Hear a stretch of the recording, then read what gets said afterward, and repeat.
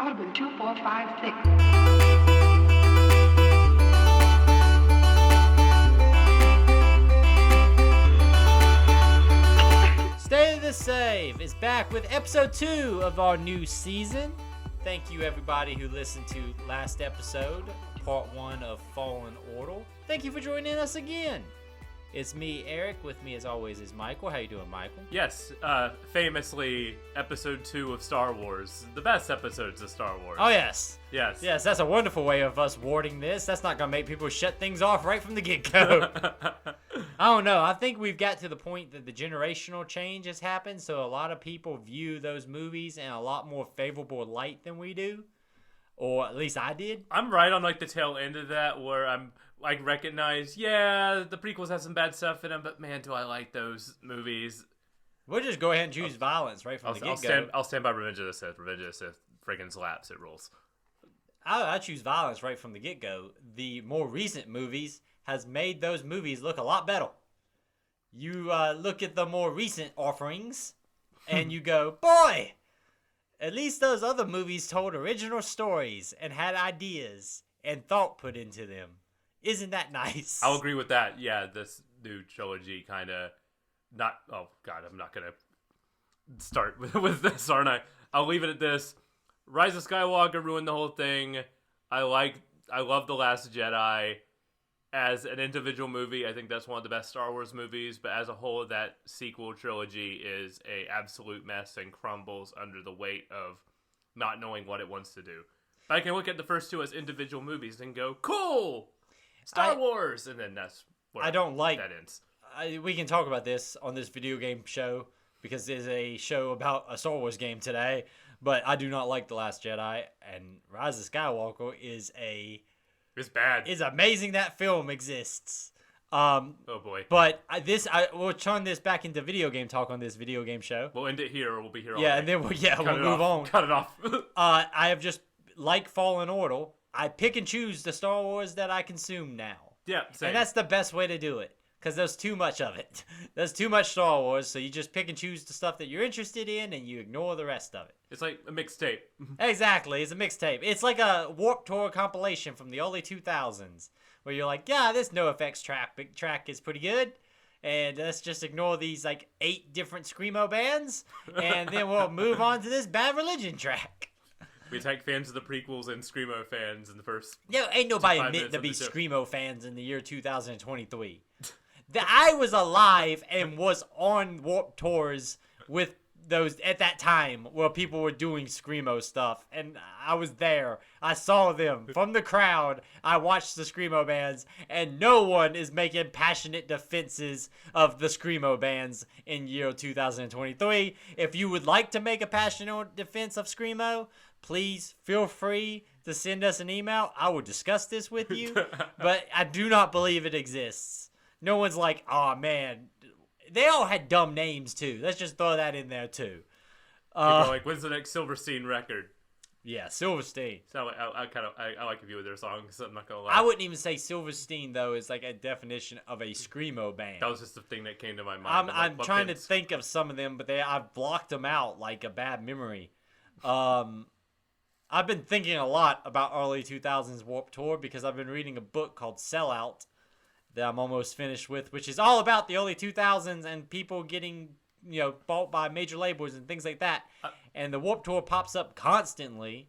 And my favorite thing is it's described as this thing in the dark past, and in reality was a time when I was a teenager. So I feel old. I like that we're thinking about like that era of music and pop punk in different ways, because I was thinking about how in a couple weeks we got a new Paramore record. Fall Out Boy is going back to pop punk music and released a pretty banger of a song. And there was like, and Blink-182 has Tom back in it and is going on tour. And their song they released was pretty good too. They actually released that Edging song. Yeah, it's fun. It's not a bad song. It's a pretty good song. If you go on the subreddit, it's divided on that song like it is with regular Blink-182.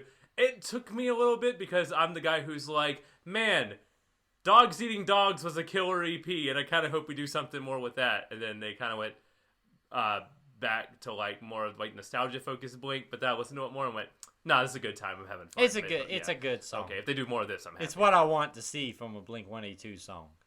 I like emo Blink. I'm in that era of Blink 182. Give me like Yeah. Not Now and like After Midnight. Nah, I don't like that era at all. And even the Matt Skiba era of Blink-182, which as an Alkaline Trio fan, I was like, well, maybe this could be a thing. Even I was like, yeah, Matt Skiba is not meant for Blink-182. I don't think he did his best work. I agree with that, but I thought 9 was all right. I think he did fine. It just wasn't Matt Skiba's. But then again, you can make an argument Matt Skiba has not done his best work in a very long time.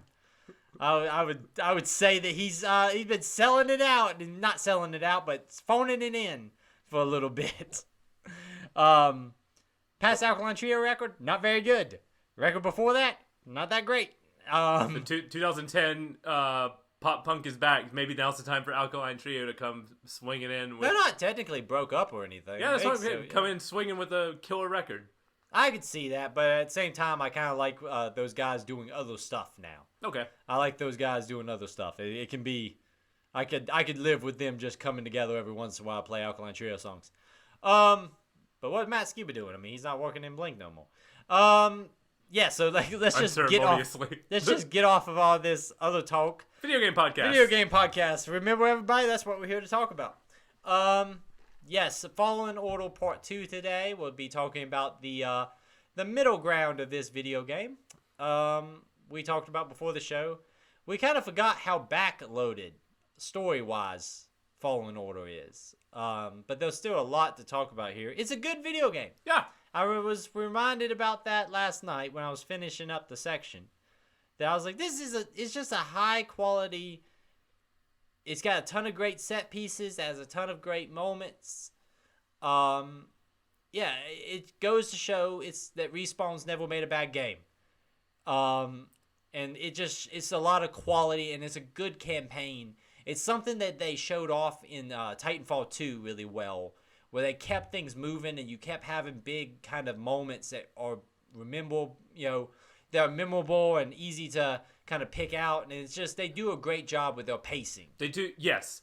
They take individual moments in a vacuum and string them together to where there's no moment that feels boring, right? When mine's like, there's one section that I feel goes on for too long, but that was probably because of my own stupidity, being stuck on a certain puzzle for way longer than I should have. But other than that, this game is structured. We talked about pacing last time, and that carries through. There's not a moment besides that one bit that this game slows down or I wish would wrap it up, because you're always moving to the next. They do a good job of it's the Cliff Brzezinski had a design philosophy that he used to talk about a lot in interviews, that basically is every 15 minutes you had to switch things up, or I think every 10 minutes. I'm not exactly sure on the time. But basically that switching things up on every 10 to 15 minutes to keep things fresh. I don't know if I 100% agree with that philosophy. There's times where I think that, letting things breathe for longer periods of time are good.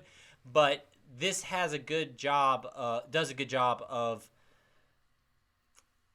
just kind of keeping things flowing and letting those moments happen naturally. You feel like you build up to the big moments really well, and you kind of see what's about to happen coming. And there's big moments that come out of nowhere and surprise you. But it's a good mixture. Yes. I really like their pacing of this game. It's something that kind of kept popping into my head as we were playing it. Before we get into Fallen Order, though, let's talk about some other video game stuff. You were talking about you've been messing around with the Ace Combat series. Yes, I did some classic video game hunting and stumbled across. I've now found in the past 2 weeks every single Ace Combat game for the PlayStation 2. As a fan of that series, I got into it at what fans consider to be the absolute worst one with Ace Combat Assault Horizon. That game rules. I don't know what people are talking about. They're like, oh, the dogfight mode takes away too much control from you when it becomes a on-rail shooter. But I'm like, yeah, but it zooms in really cool, and you hold the machine gun button down, and you see that plane get torn to shreds. It kind of rules. I feel like that's one of those things that if you're a veteran of the series, you might not like it, but as someone jumping in for the first time, it does enough to make you excited about sticking with it, But I could see as a veteran of the series, especially if you've gotten like really good at the dogfights in those games. Yes, and To be like, oh, now I can just hit a disappointing and do it. Like I could see that being disappointing. and especially since it leaves out a crucial element to that series that's very important, and that is the story. So I've jumped in and played basically in 3 sittings the entirety of Ace Combat 4 Shattered Skies, a great title. Really awesome game, and I can now talk about the Strange Reel on this podcast. Okay. So, do you know what the Strange Reel is? I do not know what that is. Okay, so around the time of Ace Combat 4, they decided to retroactively make the other games in the series fit into this same alternate universe. And in one of the trailers for Ace Combat 4, it might have been the first one, it says, in a strange, real world. And after years of back and forth translation, it kind of just became one word, Strange Reel, that fans have adopted, and now the main studio, Project Aces, has adopted to where Ace Combat 7 proudly boasts on the back of the box, Return to the Strange Reel. So, Strange Reel is this alternate universe where there are just giant nations that all wars are fought over air superiority. Okay, you don't get to just say that and walk away. So it's just like everyone's just super into controlling the air? Or is it like a reason for air superiority? Because usually you want air superiority so you can like take things on the ground. Yeah, that's basically the point. But you can't do that without really cool jets. To sum up this in its bare, basic, lowest common denominator, war is bad, but planes are rad. You were very proud of yourself when you came up with that. No, I read that on a comment. So okay. So I'm not. I thought you took it from. I thought you came up with it yourself. I was like, that's a pretty good back of the box quote right there. One of the instigators of this universe was that a asteroid came down and leveled a nation, like left it as a giant crater.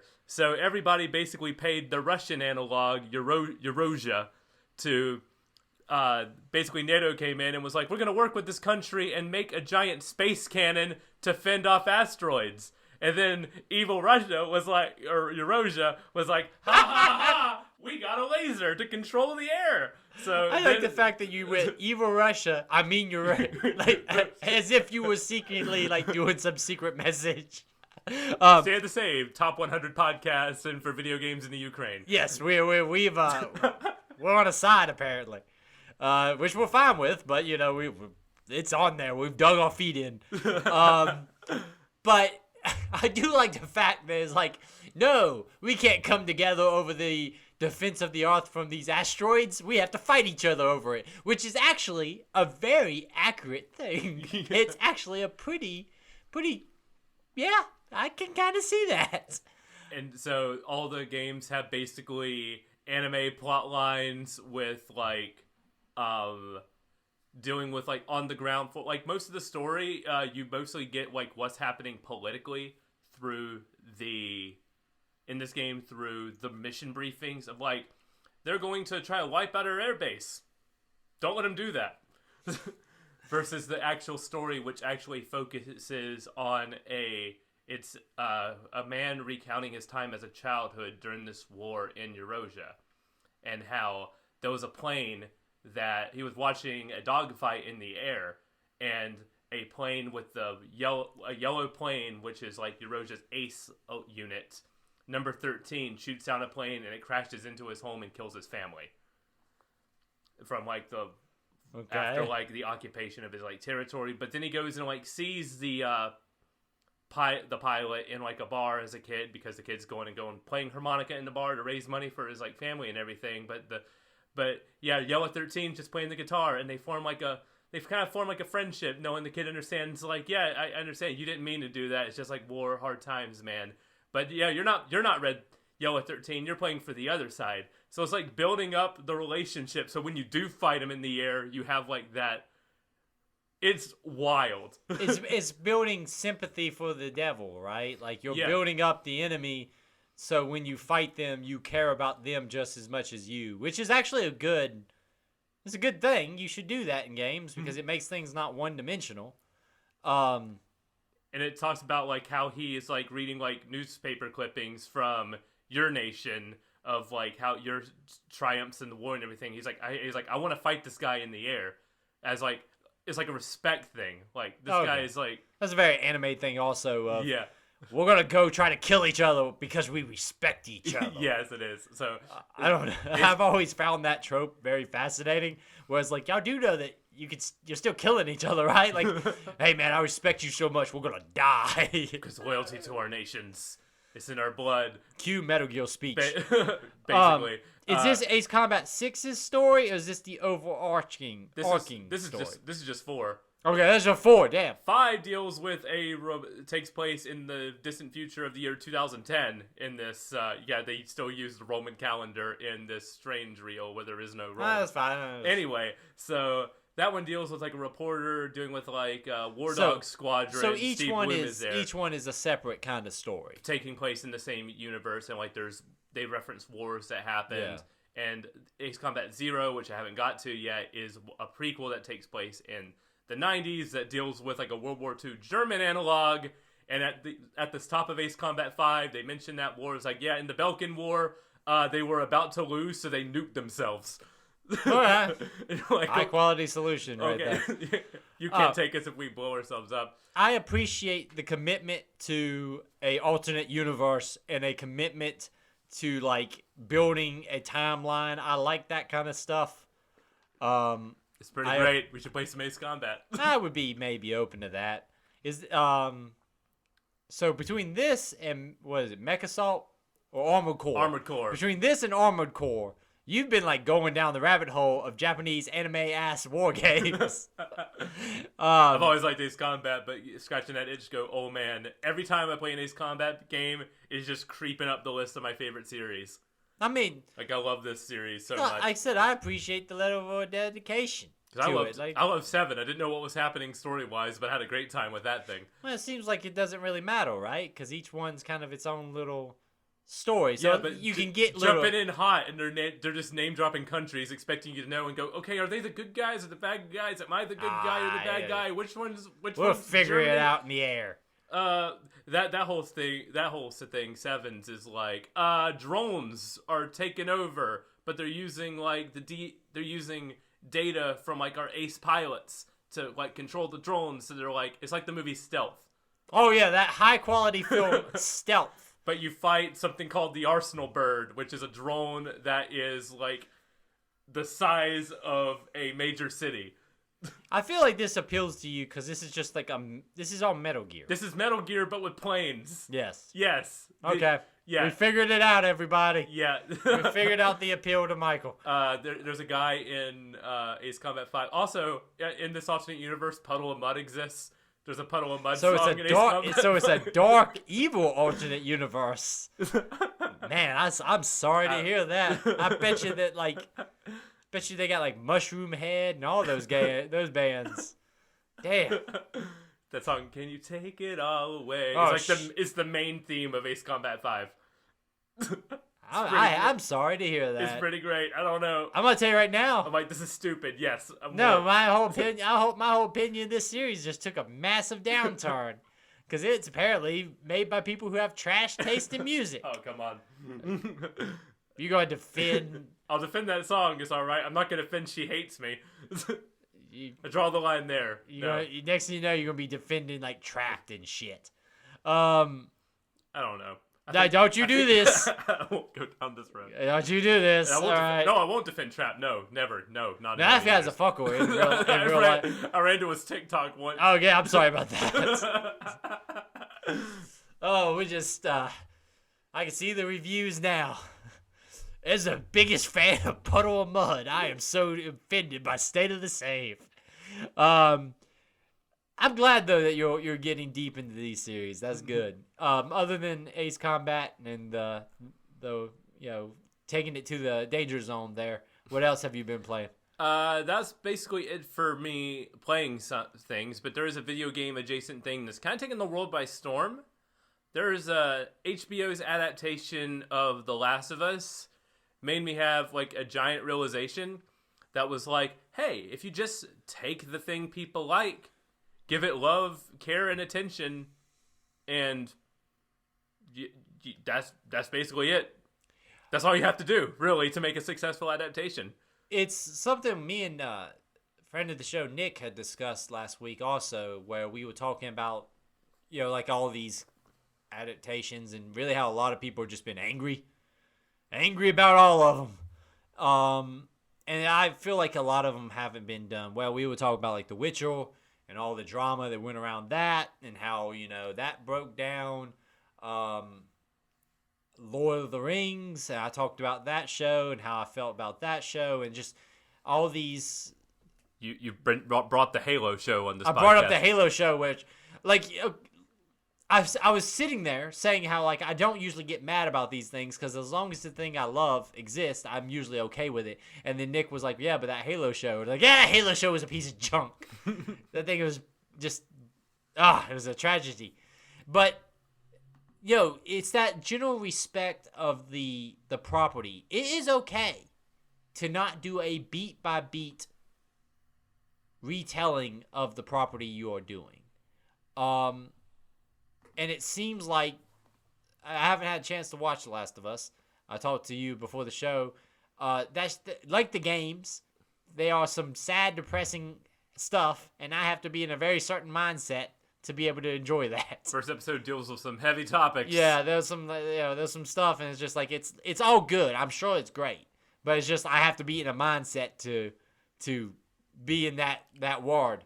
But that respect for the property you're adapting is such a key thing, and it seems like everything I've read is that they respect the property. Yes, there are scenes that are directly lifted from the games to the point where there's discourse now of then what's the point of this thing? And that might be valid, true, but also there's extended scenes with these characters. Pedro Pascal and Bella Ramsey played Joel and Ellie respectively. They're knocking it out of the park. But of course, Pedro Pascal. What a career moment he's having, if you think about it. He's having a hell of a moment in his career. And I'm not saying that as a negative towards him. I enjoy him in most of his projects, but I'm just thinking he's having a great moment right now. He's riding high. Oh, he's knocking his performance out of the park. Same with Bella Ramsey, who plays Ellie on the show. Yeah. She's young actress who seems to be very much, people are really enjoying what she's doing. She's fantastic. There was a lot of hate for her before the show, and ever since the show came out, she shut them up with her performance. Michael, you say people getting angry about things before they experience them? When does that happen, Michael? 5 times today. Yeah. Anyway. But yeah, and all of the changes that they've made sense for what they're most of change. There's one change I'm not completely keen on, but it was just a small character moment that was 2 seconds long that I went, that's weird, and we went on to the next thing. They did something that I this is when I knew that they apparently were really doing well. I had conversations with people who really enjoyed that series, and they changed some major stuff with how the ward of The Last of Us exists, how the virus works, how the virus works. Yes, but apparently did it in a way that still sold it to the audience. Yeah, and it goes to show that you can make changes to a property, but if you're passionate about the property you're working with and you care about the ward you're adapting, you can make changes and still produce a high quality product. Mm-hmm. That's not the problem. The problem is when you directly go against what makes this property enjoyable to the fan base that enjoys it. And so when I heard that they had made massive changes to that, I was like, that's something that would tick off the fanboys. And I'm not even saying that necessarily is a bad thing, but if you're a diehard fan, that's a quick turnoff, right? But apparently they did it in a way that was true to the spirit of the property. It just seemed like it really walked, and I applaud that level of thought being put into it. At first, I thought it was going to be a thing that was specifically for acting purposes, because in the game, whenever you go to a spore-heavy area, they gotta put masks on. It's really hard to act with the breathable gas mask on and everything, and if you're having large swaths of your story with, Pedro Pascal great actor with a mask on from Yeah. The Mandalorian. So, But it is a challenge, right? Because Yeah. you can't do all the little subtle things that makes a good acting performance. if you have one character mask, fine. But if you have multiple in there, that's when it gets like more tricky and everything. So they changed it from like the spores in the air to like tendrils, where they actually made a change that's even scarier in the virus of the game. So the virus has a way, because it's tendrils and they exist in the ground, is kind of like a hive-minded network, where if one zombie, or I'm calling them zombies for short, Like the clickers and all that kind of clickers stuff. and Yeah. what the runners and everything. But if one zombie like sees someone alive and they're like killed, the living tendrils on them will like go through the ground and communicate to another one within the network that's close by. It's like it's like a single organism. Yes, exactly. And that change is my wife is watching this, and she's only watched me play a little bit of The Last of Us. That change like terrified her. She was like, "This is like," it's like she compared like the first episode of this a lot to like The Walking Dead, and the second one she's like, "Oh no, this is much scarier than The Walking Dead ever did with like the zombie hive mind or something." It was Intelligence behind the threat makes it scarier, right? Because mindless zombies coming at you, you can trick. You have the ability to be smarter than them. But having like an intelligence behind the threat means that the threat can trick you, and the threat can take away your advantage. It just really, I'm very happy to see one of these adaptations go well. And like be well received. not just by the people who played the game, but for people who...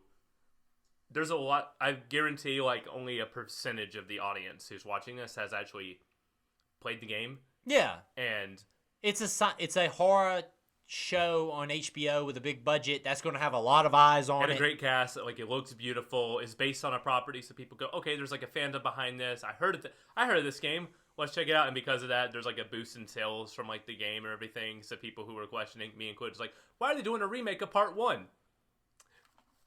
All of a Guess sudden, what? All of a sudden. guess what's selling like crazy right now? Because if you walk into the GameStop and you say, I want to play The Last of Us. There's Part 1. You can play Part 2 too. Yeah, and bam, people bam. Go, okay, I might as well get both. I like the show, so I like where this is going. Yeah, it's so. easy to... It's almost like they should run a sale right now on the PlayStation Store. There is a trial for premium members. You can play 1 hour of that game. That Which seems is like- which is shorter than the first episode. The first Okay. episode's an hour 20 minutes. But you know what, though? If you can hook them, you can hook them. Yep, exactly. So I'm really happy with. I'm just with the way happy they to done it. see. I think I want to watch it. Like I said, I just gotta be in the right mind space.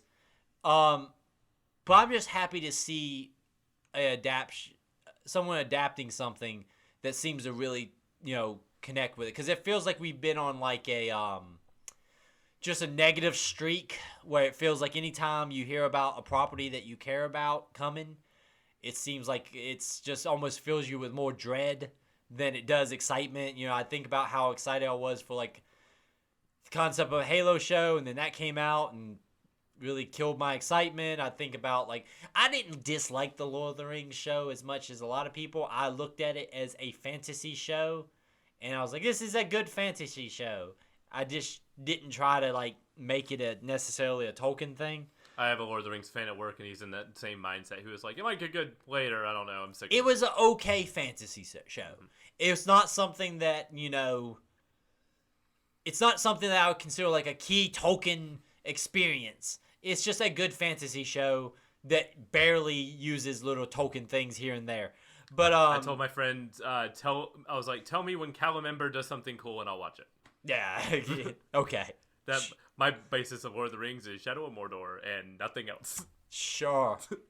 Also something vaguely related to Tolkien. But yeah, I'm glad to see a property seems to be getting a good treatment and respected treatment. It shows that, hey, you can have success doing that. Yeah. It's almost like you shouldn't take ideas for other shows and just throw a property on top of it and, use it as a Trojan horse to get your ideas out there. It's almost like that's a bad way to make television shows. Throwing all sorts of shows under the bus here, aren't we? I'll be kind of quick. I ate a lot of time. I apologize. Yeah, it's all right. No, it's fine. We also spent like 10 minutes at the top of the show talking about Blink-182. I need to talk about anime planes. I talked about it last time that I'm cleaning up my hard drive to get ready for the release schedule for this year because there's a ton of stuff. I can kind of consider February the start. With Atomic Heart is coming, which I think is looking pretty good. Mm-hmm. That's the set in Russia, first-person shooter science fiction game from Focus. And then March is like where the killers kick in, right? That's where Resident Evil 4 remake and Jedi Survivor comes out. Like that's when the good stuff really hits hard. So as I've been doing that, I've been making hard decisions. So I've been like, okay, if I don't care about something enough to finish it, let's go ahead and take it off the hard drive. But I have been knocking some stuff out. Inscription is I am last 10% of that game left. Very, very, very much enjoying that.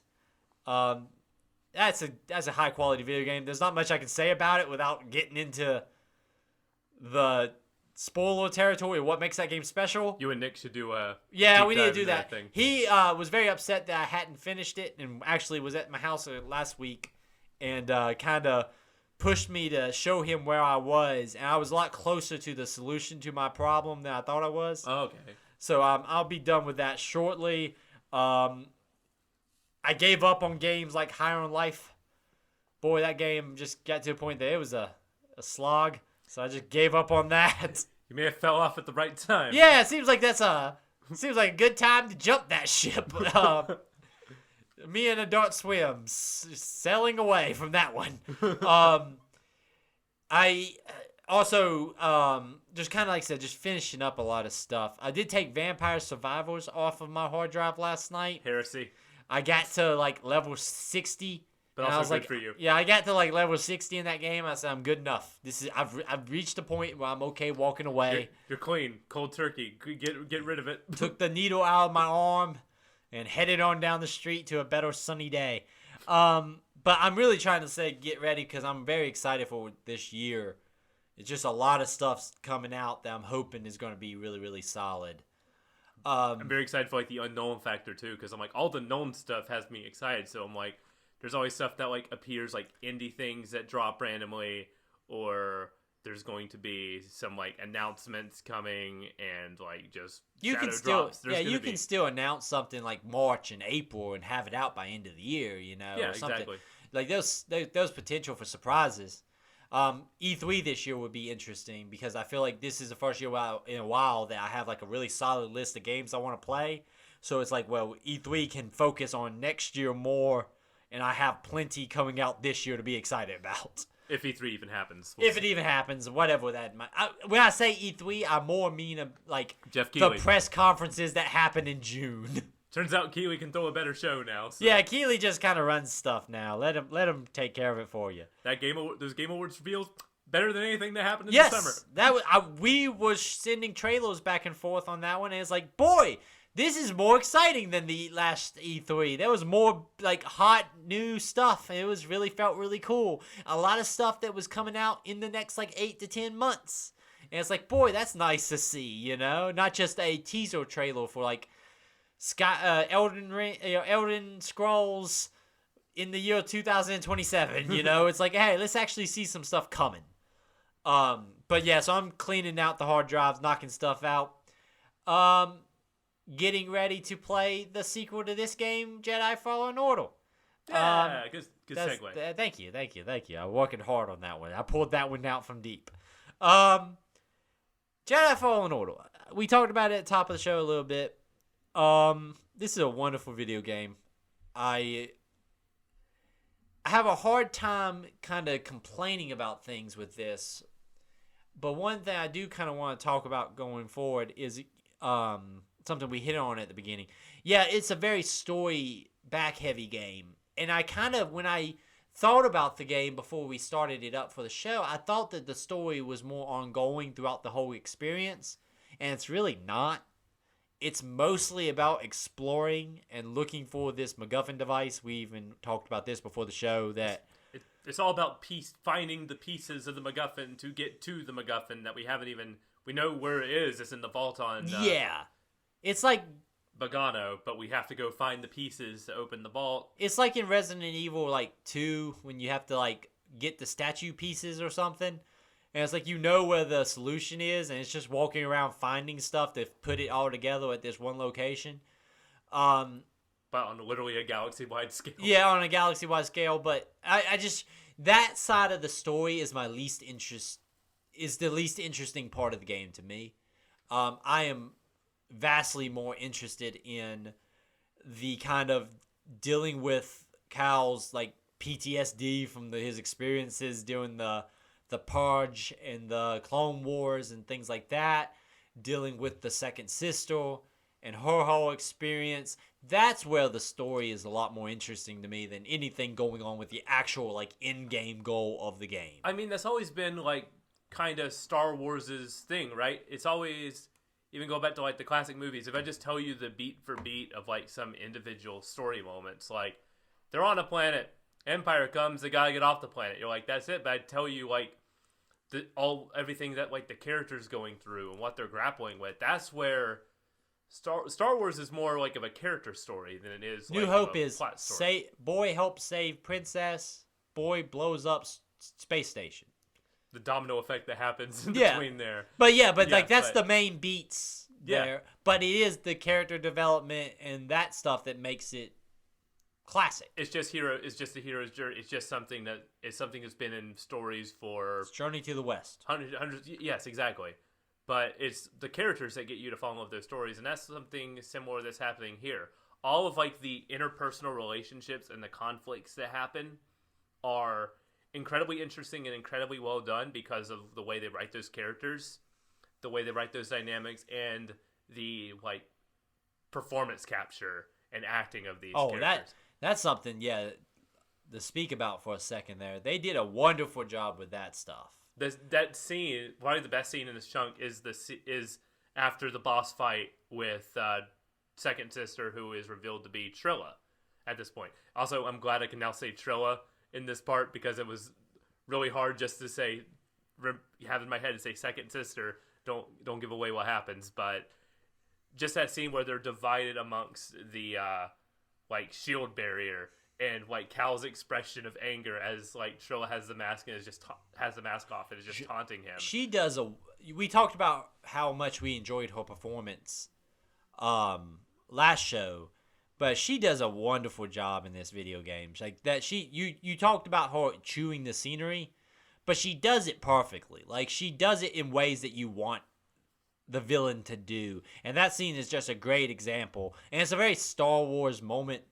It's a good reference to Darth Maul pacing back and forth after stabbing Qui-Gon. It's that whole, heroes separated by a barricade having to have a moment here. But it's also it also takes some cues from the Kylo Ren scene of the way the mask kind of unpuzzle boxes itself in order for her to take the mask off and reveals the blackened eyes and everything. It's very reminiscent of that moment. The dark side has a physical effect on your appearance. Mm-hmm. That stuff is just so much more interesting in this game. They do such a great job. Let's try to get this in some semblance of order. We were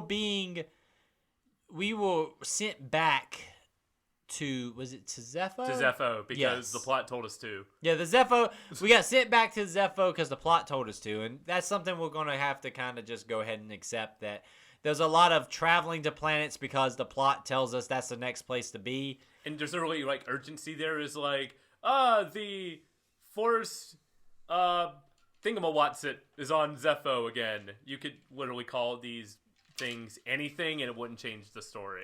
Yeah, and also, everyone knows where the tomb is, and yet there's no there's no pressure that the Empire is drilling down in there and gonna get to it quick. It's very lackadaisical in its approach to the timeline of how fast you need to get this done. occasionally they'll be like, well, the Empire's looking for it too. And you're like, well, they're doing a really shitty job. And it So I doesn't think I really- can go hang out over here for a little bit. It doesn't really feel like that until you get like physically in the tomb and run to Trilla. Before then, it just like it's a video game. They're populating like the same spaces. There's no real increased threat of like Imperial like dominance here. Yeah. It's just I'm just fighting the same dudes that were here. Every time I kneel at one of these bonfires, they come back. That was my other. Gee, I'm setting down the game that I absolutely love. But one thing that caught me off guard was that you don't go back to your closest like bonfire. So if you're walking through and then die and you haven't touched one since your ship, that's a good. You can have like a good 5 to 10 minute trek. Yeah. Thing to get back there. And you're right. It makes you. It does that weird thing where, like, yeah, if you just meditate at the bonfire without resting, it will basically mark it as like your next point to return to if you die. Yeah. But it feels unnecessary to have to do that. It feels like there should be like a faster way of like as soon as I pass it or something. It just feels weird to have to go into that menu and then back out just to have it triggered as your next like respawn point. It was one thing that they took from Dark Souls that I thought they could have eased up a little bit. Like even Elden Ring goes to you go to your closest one, right? When you die, or do you go to your last? I think you go to the last one. Oh, okay. Unless it's like a stake of Marika there, then you go to like the closest. I think that it kind of varies because if you got the stake there, but that one's helped with fast travel too. Yeah, and that's not as long as you have them activated, you even if you got sent. Actually, I think it is the closest one because even if you got it activated, you could just return back to it via fast travel. Yeah. So I don't think that really. It's not as big of a deal there. Yeah, but so I wish they kind of just kept like the proximity thing here because obviously they're everything is kind of like a maze-like structure on top of each other, but it's not like the woven kind of interconnected world of like something complex like a Dark Souls is, where you are, or even has like that persistent threat where if you do see one, even if you've been there before, you're like, I'm just gonna touch it just in case. But here you can be like. You can run through and be like, I've got 5 heals left. I think I'm all right to keep going. Yeah, it's like I should be okay. I don't have any skill points to cash in. What am I doing? I'm just gonna keep going. Especially because at this point you really don't have anything. Like you have to have like at least 2 to buy anything by this point. At this point in the game, for sure. Yeah, so it's you're like I only got 1. I just keep on moving, and it could lead to situations getting killed. I didn't die much in this thing. I think I've only died like 3 times. What difficulty level are you playing? Whatever the equivalent to normal is. So the Jedi level? Yeah. I went Jedi Master, one below Jedi Grandmaster, and that's like the perfect difficulty level for me. Like, I beat Trilla, and it might just because my skills in this type of game has gone up significantly since I played this before, where I was playing the same difficulty level and just got like creamed by every boss, and then having to like work through figuring out patterns. Here, it was just like second nature. Dodge, strike, counter. Those all just like felt naturally to me to the point where Trilla and Night Sister and barely Gorgara took them down my first try. And that just felt really good. I think Trilla beat me. Night Sister and Gorgara. It's made up names. We can whatever it is. I beat Gorgara like barely. Like I had like a sliver of health left. It was like it's either me or him. I got to get like a core of his health done. When he does that, like the ground pound. Yeah, right. That first one that's like 3 in a row. That kicked my ass. Like I was good until then. When he did the ground pound, those come out of nowhere and they kick my ass. Because you dodge the first one, you go beady, and he does it again, but you're locked in that animation where you can't get the heal out in time, and he just knocks you back again. Knocks you back, yeah, and you just get fucked up. Yeah, we go back to Zepho, and we kind of re-exploring, and really the big thing there is the confrontation with Second Sister, or Trilla. There's a lot of like alternate paths here. I didn't go down the loop I did last time, because if you go... So it wants you to go down through the destroyed Republic Star Destroyer, which also one thing we talked about last time that they just elevated in this section to a T. The sense of scale in this section is freaking incredible. You get all sorts of great moments when you come out over plateaus and like you see the destroyed your Republic Star Destroyer. Or Kashyyyk has a ton of that. Even in like the tomb of the Zepho, like there's a big action sequence that takes place on a casket. Yeah. For it. As it's like swinging above, like it gives a sense of scale of like who these people are, and also just makes you feel so small in this space. It's incredible how they do that. But yeah, so you have the Star Destroyer there, and you can go in the Star Destroyer. I didn't do that this time. I was saving that for like part 3.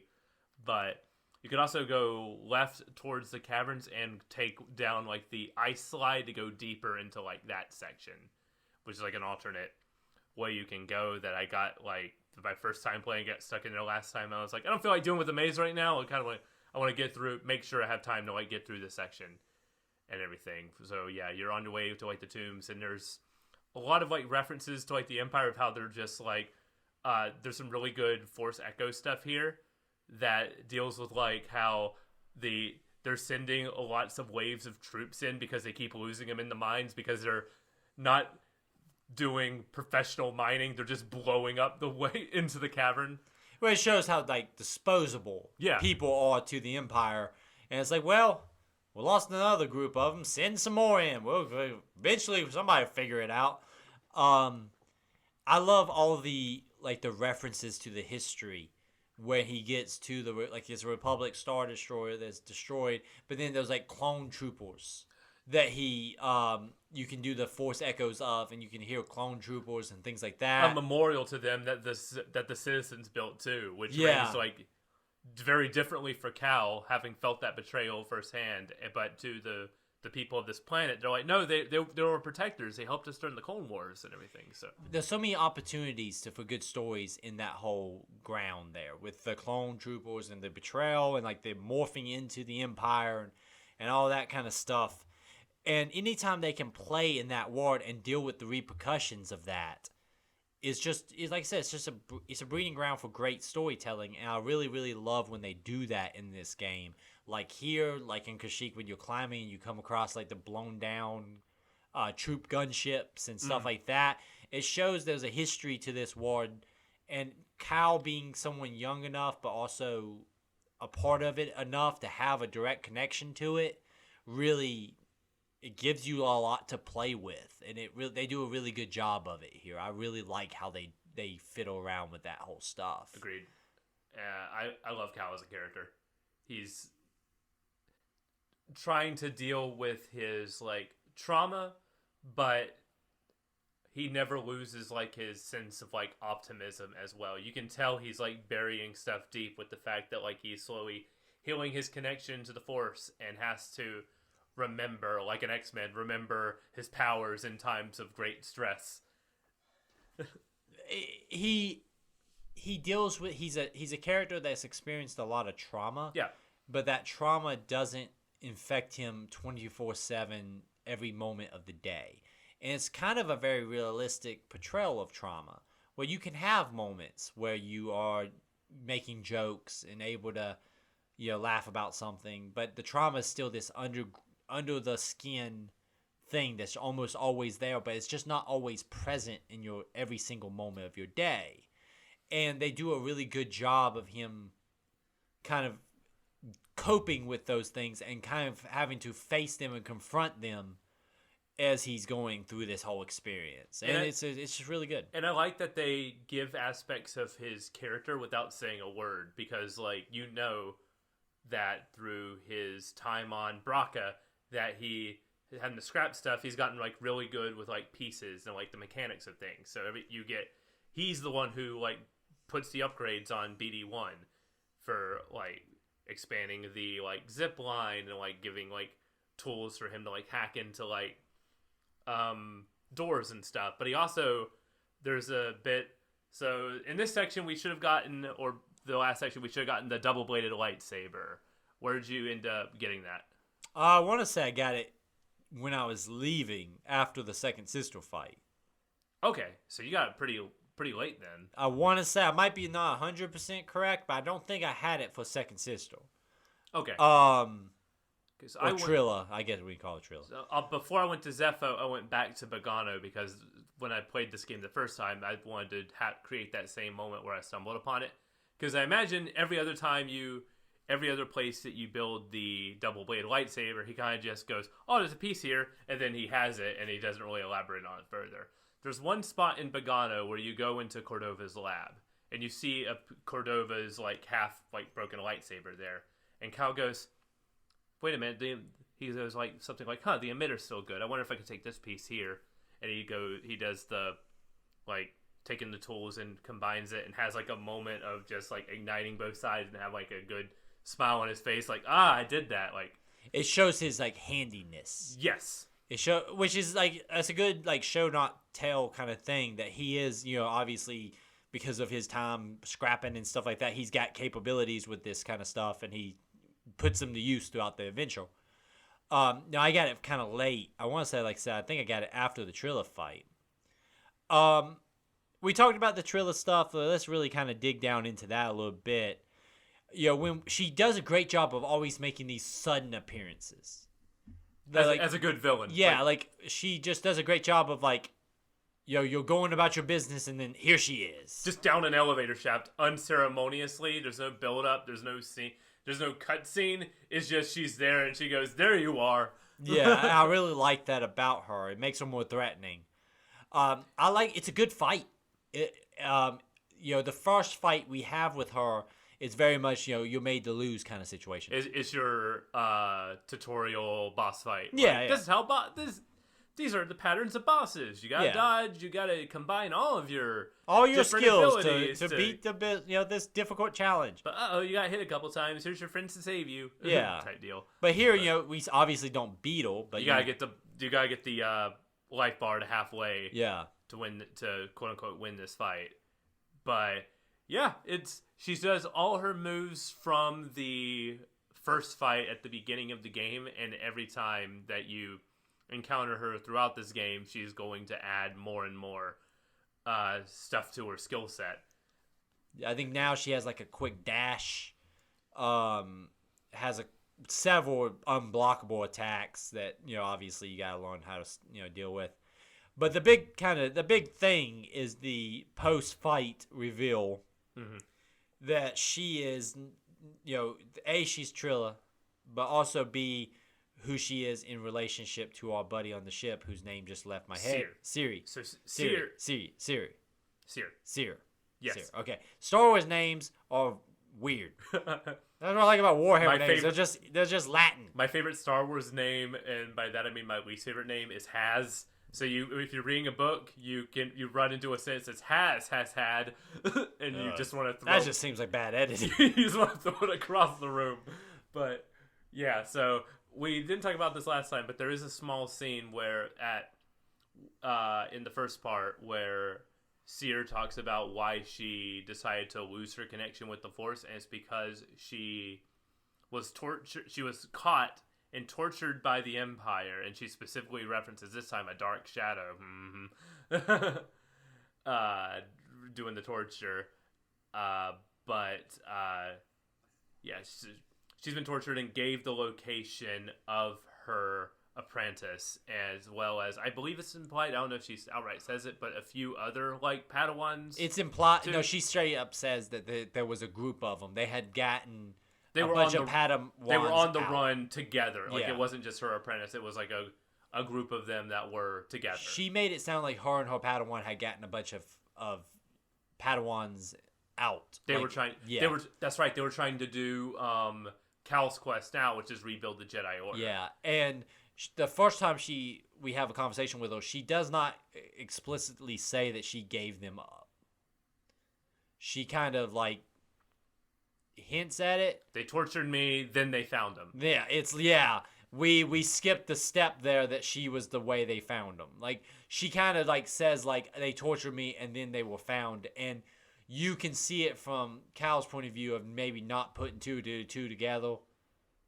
But this is when we learned that she straight up gave them up, and that Trilla was tortured and turned into this, or she fell into the dark side. And it's at this moment too, where shortly after, where I'm gonna go ahead and skip the tomb stuff. We can talk about that because I want to talk about, because this ties into it. Cal is mistrusting of Seer at this point, and then you get on your way out of the tomb, you get captured by the bounty hunter. That ties into like Reese's. There's literally a throwaway line, blink and you miss it on the ship. Of, I don't even know if everybody will get it, when you're on the way to Zepho, and he talks about like his gambling debts, and he's like, you gotta get your gambling debts. Like, what? Those guys will never find me. Or something. He does. It's very small. Where it's this concept that like, oh, he's got a gambling problem. That seems like a character moment for him, I guess.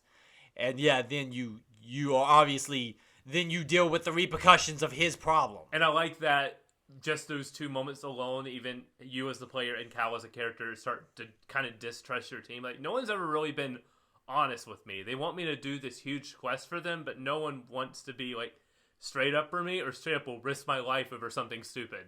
Exactly. And or put me in greater danger because of their shortcomings. Like, not telling Cal about Trilla was, if it's like she's never seen a Star Wars movie, that always leads to the dark side whenever someone feels betrayed by their master at some point. So that's something you want to like avoid. Yeah, go ahead and get that out of there. There should be like rule number 1 in master school: never betray your apprentice.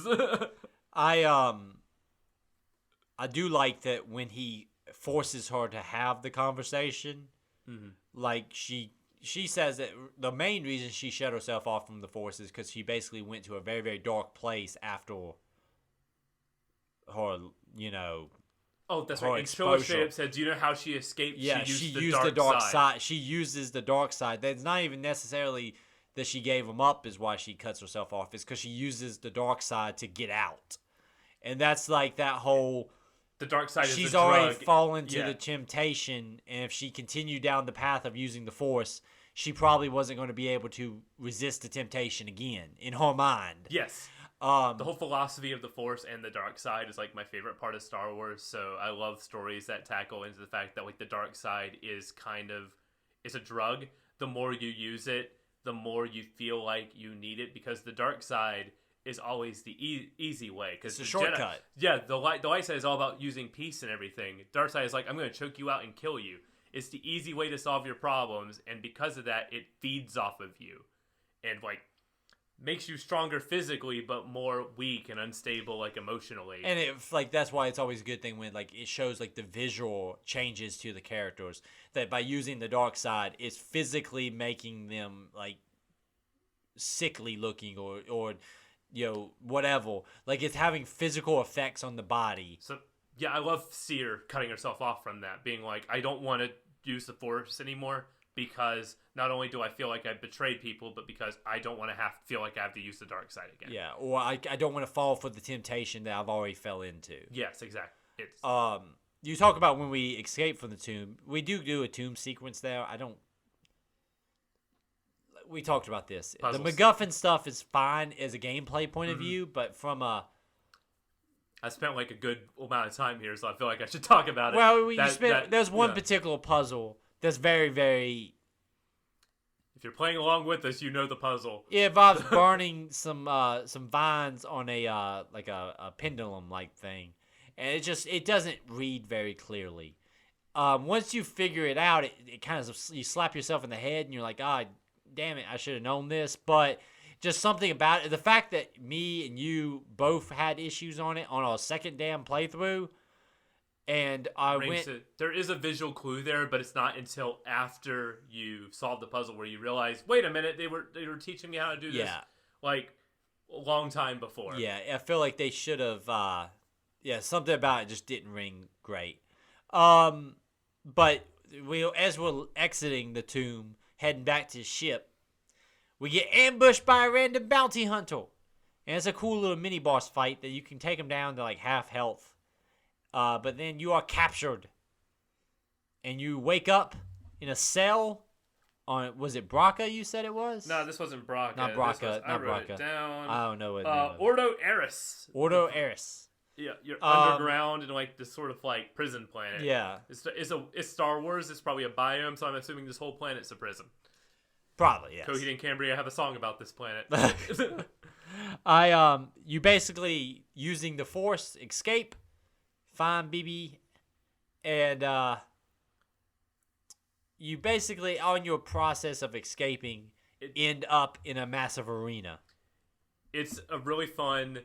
This feels very Star Wars in the fact that like a lot of like the Star Wars stories and movies have like a diversion sequence that has nothing to do with the rest of the plot that shows you like a other piece of like the galaxy, like the whole Jabba's palace scene, or the scene in like Episode 7 where they're dealing with the weird aliens that Han Solo's trying to smuggle for money. Yeah, and everything. So it feels very much in line with Star Wars in the fact it's that, like a side little story. Yeah, here's a random like prison collector who's just like forcing these guys to have fights. He's doing arena fights. Yeah, of course. And it's just a chance for you to fight in the arena, get some bosses, and fight the bounty hunter that brought you in, and then you're saved by your crew. Triumphantly just smash through the arena. That's fun. There's a band playing, and Cal recognizes the band as the group from his headphones. Yeah, I like that. I like that. He's like, I know this song. He also was like, hey, these guys got some success in the galaxy. They're getting around. It's a pretty big band, man. They signed to some labels over here. Maybe get a better manager if you're playing at this prison plant. No, I think he's just pumping it through the speakers. Oh, okay. I didn't know. I didn't take it as him. I think he's just pumping it through the speakers. Partially. Gotcha. Big thing is, like you said, it plays more into the fact that he can't trust the crew. He can't trust his allies because, hey, not only did you lie about what happened to your Padawan and your reasons for cutting yourself off from the Force, but then you over here lied. You over here had a bunch of gambling debts and got me captured and almost got me killed. I really particularly like the scene in which he tries to make it right. Yeah. Where he wakes you up and he's like, hey, man, don't be so hard on her. But, you're right. I screwed up, okay? I screwed up. But I'm sorry. But don't be so hard on her. She had it rough. Like, it's you be mad at me, please don't be mad at her. She's gone through some stuff. It's a very cool human sequence, even though one of the people has 4 arms. And then you get the call from Kashyyyk, and the Empire pushed the Wookiees back, and it's time to go back. There's no really, agency in the story there. It's just literally a phone call being like, go back to Kashyyyk, because the plot tells you to go back to Kashyyyk. Also, hey, we finally found Tarful. Come meet him. Kashyyyk is a really cool part of the game. I really like the experience of traveling through the jungles of Kashyyyk. I like that they're like these super dangerous, wild jungles. Story-wise, just not a lot going on until you start extending the tree. Yeah, the tree. It has probably the most because Dathomir, but it has really cool backstory and background information of the culture of the Wookiees and everything. But also, I guess they couldn't fund the actor who played Saw Gerrera because he's pieced out at this point in the game. He's like, he already left. They really make that character sound pretty bad too. They're like, yeah, he bailed, he ran. As I don't know if I have her name written here, but she stays behind. His number 2 guy stays behind. Mari. Yeah. Stays behind. Is like, no, we gotta help the Empire's still here. Yeah. Just because you're losing don't mean you can bail, you take man. one facility and it's like, we did it. It really kind of makes his character look pretty bad. Also, I just want to say I don't like the Wookiees in this game. They're too skinny. They look soaking wet. They're soaking wet and skinny. Someone give that Wookiee a hairdryer. Yeah. But there is a really cool sequence as you ascend the tree. Can I talk about something when you first get here? There's really good environmental storytelling where one of the rebel helmets is on the ground. And you do the Force Echo and you hear Trilla lining up everybody and killing them. Yeah. Well, you also see last time you left they were celebrating, right?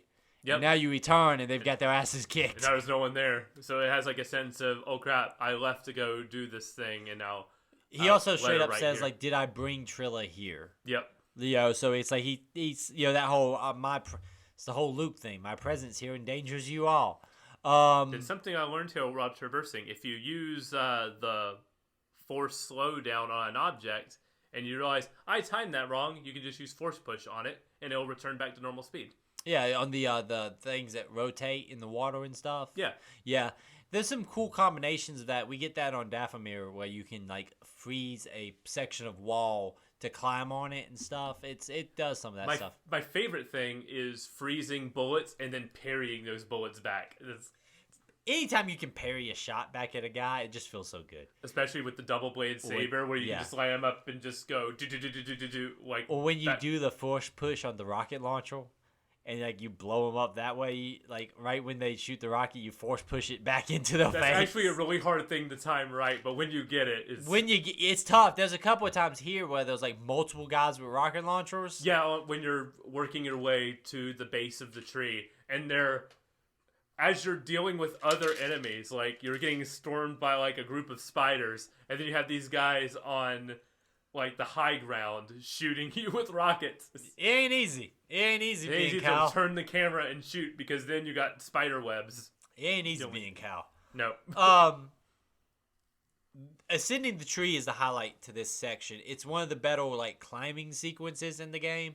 You have really cool sequences in which you're seeing like crashed clone trooper ships hanging in the tree, and you climb on them. Mm-hmm. And then the big highlight is, of course, we get ambushed by the Night Sister, but then we are rescued by our cool bard friend. Dragonbird. Dragonbird brings down the Night Sister ship, or so we think. And after doing a little bit of helping them get the little piece of ship out of them, he gives us a ride to the top in a really cool sequence. It's a very Star Wars sequence. We get the swelling of the music. And there's a line that Cal says, something on the lines of, like, look how much the Empire hasn't touched. Like, we keep talking about how much the Empire has destroyed, and it can almost feel like, what are we even doing anymore? It's a beautiful moment. And it's a good, when he says, like, look how much they haven't got to, though. Look how much they haven't touched. So it gives you, like, there's a reason for us to keep fighting. They haven't won. You get the Jedi flip here. Yeah, you get the Jedi flip. And then we do get ambushed by the Night Sister. Once we reach the top and we get our next directions to go to Dathomir. How you feel about the Night Sister? Fun boss fight. It's a fun boss fight. I always think she kind of goes down like a punk. She gets force pushed off the tree of life from Disney's Animal Kingdom. Is my note here. Also, it's like one of those things where you expect her to come back to life. Because you never see the body. It feels like a thing where someone went to Respawn and was like, please don't kill her straight up. We need her for a book. Yes. It does feel like that. Because I don't know if that's the case, but that's what it feels like. I was like, okay, she can't die. Someone wrote a story with her and was like, please don't kill her. Yeah, like, I just need to stick a robot arm on her and call it a day. You can chop her hand off and go, I bested you. Yeah, but it feels very much like she's not really dead. Like, I could see her showing up in Jedi Survival. And be like, I'm back, fool, because you didn't see a body. Yep. A lot of times the bosses in this game, when you beat them, you see a body. You don't see a body on the Night Sister. If she shows up in Jedi Survival, I wouldn't be surprised. I didn't get to scan her after killing her. That's how you know something. Yeah, if you can scan something after you kill her, yeah. I like the fight. I just think that she goes down like a punk a little bit at the end. I like the tension there when she's like taunting him as she like uses the Force to like bring up the saber, and you know she's going to try to ignite it. I kind of wish that was like a Resident Evil 4 style quick time event. Or like where if you didn't do it, you just get stabbed through the. Or like the Green Goblin kind of thing in Spider-Man, where you jump over it and let it stab her instead. That would have been cool. But again, maybe they couldn't do. Yeah, I kind of feel like somebody said, "Don't kill her off yet." I love Cal's reaction to when it happens because he does that force push and kind of just freezes, and that moment of like realization where he's just like, "I just did that." Yeah. Without saying a word. Again, the performance and facial capture in this game is so freaking good. That's just that, yeah, a lesser game would be like, I can't believe I just did that. Whoa. And then you get a call on the phone and be like, I just pushed off the Night Sister with a force push. You learned force push, and there'd be like a 4-minute conversation about force. Spoken, out now. Apparently, yeah, apparently. Apparently, not going to be talked about in the next couple of weeks. But here, subtlety is your best friend, boys and girls. Subtlety. So we're told we gotta go to Dathomir. Go to planet. I wrote, go to planet to get thing to unlock thing on another planet. Yeah, it's always that's like I said. The main quest line is very much just taking you places. Dathomir is interesting though. Before we get there, sorry, there's this awkward dinner scene where we have like the realization with Seer, and it's a really like kind of intense moment, but Grease is just like salting his food. And he just keeps salting it the whole damn time. I love this moment. Of him looking back and forth. It's like he forgot that he's doing it. He's like, well, I can't. He's like, and then also BB-8 like scans it. He's like, don't scan my food. I do like that scene a lot. I really enjoy that. I like that they underpin like this really tense moment with like comedy like that, and then he goes away and they have like the really intense conversation about like the torture and everything. It kind of like lifts you up before it like kind of pats you back down, brings it back down. So this game strikes like a really good tone. Like it doesn't feel, nothing feels out of left field or like too jokey or too dark and serious. It's almost like, hey, it's Star Wars. Yeah. This is like the perfect like tone it really should be. Yeah, agreed. You land on Dathomir, and Grease makes a reference to the castle on Takadana, which is Maz Kanata's castle in Star Wars Episode 7. Okay. That got me going, ah! Okay, yeah, kind of cool, you know. I enjoy... Here also, there's a lot of talk about like the Night Sisters and who they are, and that they're Force users, but not necessarily in the same way. Yeah, they don't use it like they're not so binary. It's something that every once in a while Star Wars will kind of get into, where it's like not everybody uses the Force in necessarily a straight up like I'm a Jedi, I'm a Sith. Like some people are a lot more flowy with it. And I like that this is a continuation of a storyline from the Clone Wars TV show. Yeah, they pop up in all that, and those characters that are Night Sisters in there. Yeah, like there's a whole bit where like Dooku like betrays them, and that's the whole thing of why they don't like Jedi. But really, it was Dooku. Yeah. So, but they don't. Yeah, them not quite understanding that. Yeah.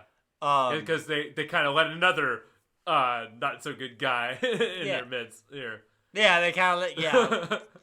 We ain't there yet. I mean, We can tell something's up, but yeah. Yeah, but we know from like the Force Whispers that something is going on with that dude. Like he's not to be really trusted. I like that this is the first planet that's like the dark, more scary planet. You know, everywhere else is kind of like, you know, flowy and pretty, and here it's like, no, man, it's the equivalent of the poison bog in every FromSoft game. Exactly. Like you can wander in here too soon. Like you can go here before as you start your quest, which is really hilarious. Getting here and being like, oh crap, everything wants to kill me and murder me. Also, like these enemies are a lot tougher. Like the Night Brothers and stuff like that. Not just the Night Brothers, but the first enemy they drop on you is that like beast. That his killing move, his death animation, includes an attack at you, which if you don't know it the first time is going to get you. If you don't get good at like doing that last sidestep or something to kind of keep him from smacking you. Yeah. We haven't finished up the story here, but we're getting bits and pieces. We are being pursuing a Night Sister who's basically been trying to run us off. One of the last surviving ones in her tribe. Until she resurrects her other fallen Night Sisters. Which is a really cool kind of sequence. Yeah. They are not the hardest enemies in the game, but they seem they're erratic enough that every once in a while one will grab me. Obviously, we fight the Night Brothers that look like Darth Maul. Yeah. But the big things here is as we are progressing to the temple that's here, we do run into a mysterious stranger. He claims to just be a traveler, which is ridiculous because why would you be hanging out here, bro? Never trust a guy in Star Wars with a black hoodie. Yeah, it's pretty obvious he's up to no good. We kind of leave him be, but obviously he's going to come back around. This is the point you can get to if you go to Dathomir before you have the double jump that you get from Kashyyyk. You get hit to him and he's like, you need to go in the temple. And Cal's like, I can't do it yet. He's like, well, come back later. I like that. Figure it out when you get here. I don't know. I have my job to tell you. I do like the whole sequence as you're descending down. Obviously, we come across some rock that it looks like we could climb if we had some climbing gear. Hint, hint to next upgrade. But the big thing is we start to see bits and pieces of this flying owl-looking guy. And, like, you know, video game logic says that you will fight him. But what I like about it is they let you forget about him just long enough that when you do come across him, he does kind of sneak up on you. Yeah. This bat owl. It's a bat owl, yeah. Really, really, I love the boss fight here, though. Oh, so good. It's really, really good. Oftentimes, like, big monster fights can kind of be hit or miss, but this one is a lot of fun. Yeah, I like how, you know, you get your big fight in the arena, and then after doing a little bit of climbing, you get the big sequence in the sky where it's, you know, Kyle's being thrown up through the sky, he's coming down and landing, he's grabbing them. It just is it's a really solid sequence, and it would have been ruined if they would have made you fight him again. The way it ends perfectly. You get the boss fight side of things, and then you get the big quick time event side of things afterwards. Correct me if I'm wrong. It starts with you climbing the wall, and then him just like climbing after you, and then it escalates to you falling. Yeah, down the cliff. It's like you ride on his back as he flies around, and you get knocked off, and you have to aim your fall to catch him. I was really bad at this bit. I missed him. There's a couple of times where he sneaks up on you faster than you think he would, like, so you feel like you need to be like farther along than you are, and you can bypass him a little bit. Then like at the last minute, he'll swoop left. And then yeah, like I didn't account for that. Yeah, you can be a little bit off with it, but the game's pretty, it's pretty forgiving. It'll bring you right back, like right before it. You know, it's not super, difficult. Yeah. But really, really, really, really good. I really enjoy that whole sequence. That's kind of where we stopped off. There's like a little save point like right ahead of you when you land. So you probably should have gone ahead and done that. Just like down the cliffside, because if you didn't, then gotta go back a little bit. Yeah. I guess I don't know if there's a checkpoint there. I don't think so, but you probably should have walked over there and hit that save point. We've got our climbing gear. I think we can probably go get ourselves into that temple now. Yep. Wonder what will happen. Says the guy who played this game before. But no. The story starts. I feel like this last section where the story is really going to be heavy. All the stuff I remember from the story is in this last section. There's also a lot here where we can kind of branch off and kind of go back to the places we've already been. And I know for sure that I want to go back and explore that fallen ship that we see. There's a good like mini temple where you can go get some loot and like go up in that thing. Also in the game has like 4 like legendary monsters. I got one. I've got one too. Bogdo. Yeah, that's the one I got too. I feel like I want to go back and try to hunt down the other ones. Yeah. There's a lot I want to do in this game that I might wait. I don't know if I want to wait till I like finish the story to go back and do that, or if I want to like kind of take it like as it comes. But yeah, I'm very excited because like now this is my favorite section of the game. There's going to be a lot to talk about like story wise here, as well as like gameplay wise, which is a lot of fun. So yeah, overall, this game might be better than I remember it.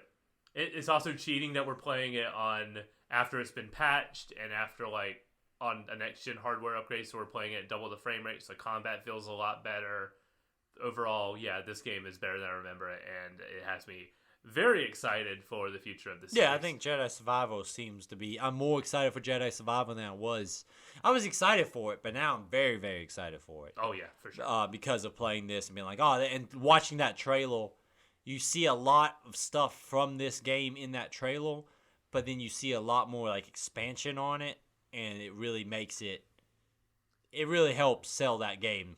I was in a Star Wars discussion group, or I still am in a Star Wars discussion group, and one of the things we were talking about after this game came out was like, what's your hopes for the sequel? The top thing on my list was Cal with a beard. And when they showed that off, I went, got it, we're good. That's the universal way of saying that time has passed. Not only time has passed, but it's like, I'm now trained in the ways of the Jedi. Yeah, when you become a real Jedi, you get a beard. Why wasn't Rise of Skywalker good? Rey didn't have a beard. True. Yeah. Yeah. You know what? Yep. Yep. We can trace back all the problems. Trace it all back. Not enough. Yeah, no beard. No beard. Ray gets a beard. Good movie. State of the Save at gmail.com is where you can send your emails. At State of the Save on Twitter, TikTok, Instagram, YouTube, State of the Save. All sorts of places for State of the Save. Go follow us on all of them. Make sure you leave reviews. 5-star reviews are very, very, very appreciated. If you leave a 5-star review, we will shout you out in the comment section. Or in the show. We'll say it like right now. Thank you guys for listening. We are excited about this whole relaunch. And appreciate everybody who's been giving us a shot. Thank you again. Stay safe out there.